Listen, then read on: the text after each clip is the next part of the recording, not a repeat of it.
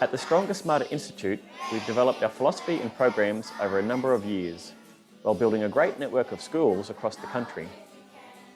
The success of our programs is based on a core belief in the capacity of parents, staff, students and community to achieve their goals by being the best that they can be.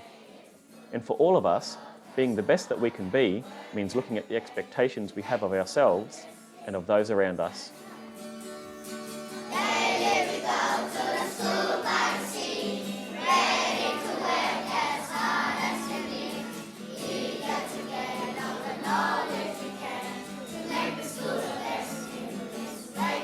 We've come to see that to effect real and meaningful change within our schools, particularly when we're working with Aboriginal and Torres Strait Islander children, we have to build high expectations relationships in our practices, as leaders, as teachers, and as community and parents.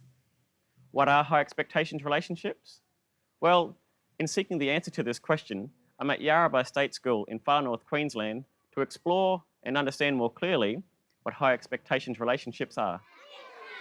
This school has seen enormous positive change in the last few years in all the key areas, from attendance to academic achievement and staff satisfaction to community engagement. I started by asking the principal, Spike Cotton, a hard question. So Spike, you've been able to make some significant changes since you've been here at Yarrabah State School, but really, haven't you just been able to correct some of the dysfunctions that existed here? I think a principal needs to take on the responsibility of principalship, and with that is authority. But it's not about just fixing a dysfunctional school. It's very much around relational leadership and stepping out and selling the great facets of our school. When I picked up Yarrabah State School, there was very much deferment to the principal and the authority of principal. And what I needed to shift was, I guess, a triangle approach where all power sat at the top and there was very, very little power down below. That's not for me. My politics won't allow that at all. And so it was bashing that triangle out to a circle. And of course, circle in culture is how we do business.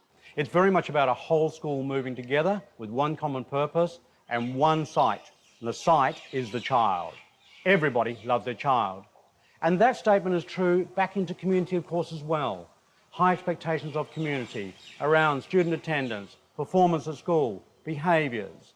All of that is set around our three expectations, high expectations: respect for self, respect for others, and respect for community or environment. Respect is a word we see and hear a lot at Yarrabah State School. It underlies most of what happens in the school. Bernadine Yateman has been working on the guiding themes for a number of years now, what might be called the school's philosophy. So respecting yourself is actually to have a goal for yourself and for you to actually aim for that goal. You know, as you go through life, the symbol was to aim higher, like aim for the stars. When we go to respecting others, we wanted symbols there to show whatever groups meet together, your thing is to show respect, and it's really high expectations, relationships, communication, and respecting others' input. The next section, respect the environment. We actually put in the land, sea and the air, and when we go in country, we show respect for the land. Classroom rules are made from the respect circle, and then we're always referring back to them through, definitely through our teaching throughout the day. The kids know they're coming to school to learn and to be safe, and we talk about like how are we safe? What are we doing to respect each other so that everyone can learn and everyone can be safe? Back up to red. If a child that respects himself by attending every day, they can go on what we call a respect bus. Yes, good attendance, coming every day, and having good behaviour, and working hard in class. Respect bus excursion has two purposes. One is to reward the kids, students, and we're trying to reward the parents. So this is our next initiative, rewarding the parents who have sent these students to school and that have been a part of our explicit improvement agenda. So tomorrow we've got one bus going, and we've selected, out of all those students that are going on the bus tomorrow, we've handpicked a few parents out of the raffle, and these ones are actually coming to an excursion with us. Okay, facts or opinion. Who knows what about facts or opinions? The respect circle is the foundation, the underlying principle to developing quality relationships in the classroom, across the school and into the community. But it's not a secret formula to success. It allows us to begin to build real, productive teacher-student relationships and, like any relationship, These have to be developed and nurtured over time. I start with my class as they are and who comes at the start, and just taking the time, getting to know them, working out who their family connections are within the school and the community. Then if hopefully with positive things to say, I go and work and meet the community and their families at home, doing parent and family visits, and then pretty much just working with the kids and having that time to sit down and show them that you care. You're not just a teacher that's here for a little bit and going to fly out. And you want to build their relationship up so that they trust you, and you've got a safe environment in your classroom, and therefore they feel safe and secure and wanting to learn. Yeah, absolutely. To begin with, that's really, really important. Making sure the kids know that, there's that trusting relationship. You're someone that they can come to for many different reasons. Something might have happened at home. You're a trustworthy person and a consistent person in their life that they can come to at any time. Creating high expectations relationships is important in all dynamics, between teachers and students and between teachers and parents. An authentic high expectations relationship creates a space of honesty and openness, to be fair and to be firm, to enable and to challenge. You want to wait here with me?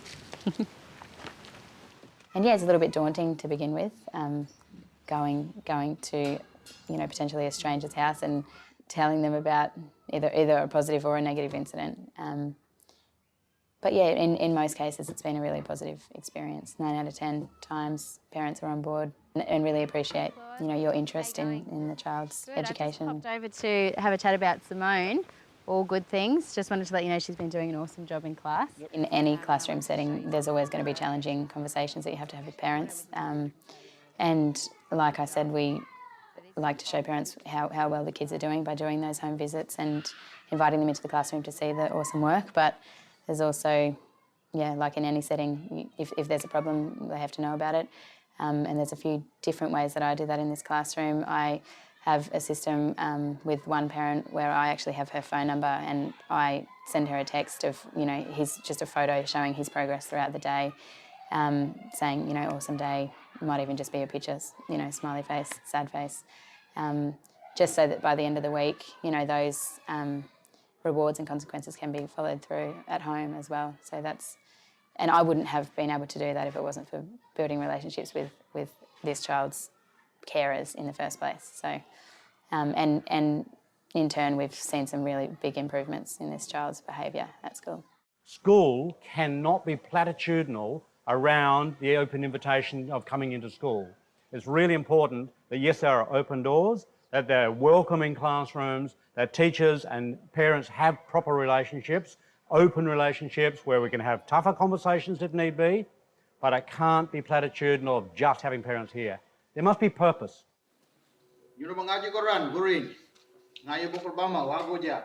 Nathan Schreiber welcomes teachers to the school at the beginning of the school term. His family connections are strong here in Yarrabah, and it was always his ambition to become a teacher at this school. Good morning, ladies and gentlemen. I asked him how he found working with the non-Indigenous teachers and how the school is being viewed by the local community. The crew that we've got there, they want to learn about our ways, and they're open and they're respectful, and it's just a pleasure. They have a genuine desire to be here because they want to see the difference made in our kids. They believe in our kids that we can be the doctors and the lawyers and all those high-paid professions, and they also know that it's a lot of hard work, but they have that passion and they're dedicated to that. That's starting to overflow into the community now because through a number of different ways, not just in the school work, not just in the students, but in the evidence of our teaching staff connecting with community. We've had heaps of elder community members come into the classroom, and it's been just another way to build further relationships and knowing who someone's Popeye or Nana is and how other kids in the classroom are connected. And then those elders have actually come back in at other lessons and just wanted to get involved. And I've had really great, for an engagement type classroom, we've had awesome parent attendance. People caring enough to want to know what's going on in the classroom, not just with their child, but the community. Creating the space for community elders and parents to contribute and engage in the classroom honours their capacity and knowledge and fulfils the community's desire for intergenerational learning.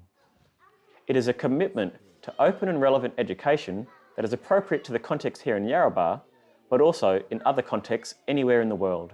The normal top-down approaches, I believe, that have been in the education system for a long time, have always worked on kids, from like trying to push stuff out of kids so they can, put this education, fill kids with this style of education. That's just been the style of it. But whereas the team that we've got, we're concentrating on the kids first and what they're bringing to school, and trying to do their best to adapt to that particular child, rather than forcing language and culture out of our kids like it was in the past. That's how the practice was done. We're trying to embrace and build upon the strengths of each child. So looking at where they come, your language, your culture, and bringing as much of that into the school as possible, which is why I love working here. For a long time, we've known about the importance of school-community partnerships in achieving our educational goals. We've now come to understand that in order for the partnership to be meaningful and successful, there must be high expectations on all sides. Here in Yarrabah, we can see the benefits of this approach, where the school, the principal and the staff focus on being seen as an important part of the wider community. And we see from the community side a much greater engagement in all aspects of the school, with significant numbers of local people employed at the school and the commitment of numerous local volunteers. Walking through the school, it's obvious you have a lot of community people engaged with the school and employed here at the school. Tell me, how did you create that relationship where you could bring them into the school and be part of what was happening here? All of our EAs are nanas, popeyes, mothers, fathers, and that's again the connection of family, and that's very, very powerful within our community. The phonics program and the reading programs are totally run now by EAs, so we provide paid PD every week. Every Friday afternoon there's PD for staff, and that is in reading, in phonics, in spelling, the spelling mastery programs, but also time to sit down in planning sessions with their teacher. Essentially, we have to do this because they are the one sustainable part of our school. White teachers come and go, and they come and go quite regularly in our school. The locally employed EAs are the one that stay. As Spike says, there must be purpose in the school's relationship with the community. The school is working hard to develop joint educational projects with the local Shire Council. They are engaging with the local community elders, finding ways to incorporate their traditional knowledge and life skills into the school's activities, and proactively engaging parents to become more involved in school life and in education processes, starting with the very youngest of children. 1, 2, 3, come on, go! But I still have some questions to ask. Again, Spike, you've been able to make some significant change here at Yarrabah State School. But let's be honest, it's an Aboriginal community in an Aboriginal school. Are the principles and practices that you focus on here viable and sustainable for other schools across the country to take on? Any community, yeah. I think it's based on just basic common respect and then also common sense. And it doesn't matter who you are. It doesn't matter about skin colour at all. It's about the way we relate to each other, of having respectful conversations. Yes, I've got education knowledge, but I don't have community knowledge. And a part of that process is identifying strengths of community and asking that they would be generous enough to bring those strengths into our school. I think, again, that would go to any setting. Every community has its strength. And whether it be a Greek community or a Serb community, it doesn't matter. Everybody wants that same respectful relationship.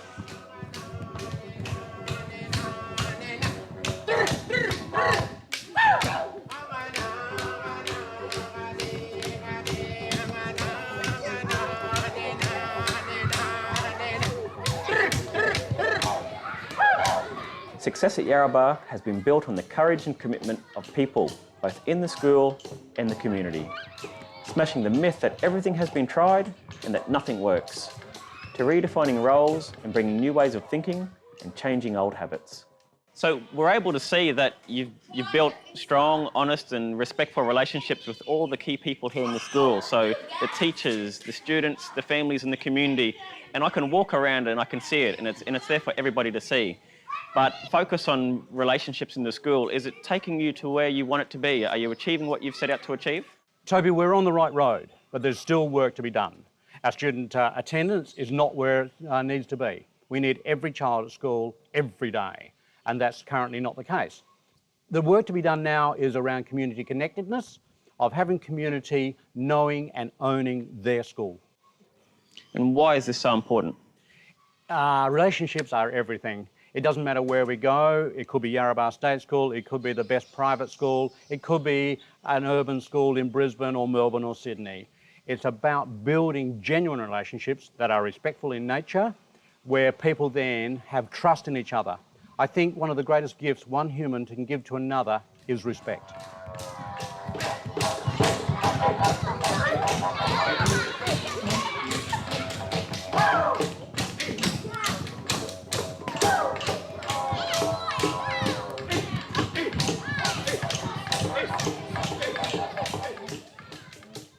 Here in Yarrabah, we've learnt that high expectations relationships has been the driver for positive change and improved outcomes at all levels in the school. Now, there is no doubt that this is hard work, but it is fundamental to success. Now, this is a school in an Aboriginal community with 100% Indigenous student enrolment. But at the Stronger Smarter Institute, we firmly believe that the high expectations relationships that we've seen here in action can be the foundation for positive change for all schools, in all contexts, right across the country.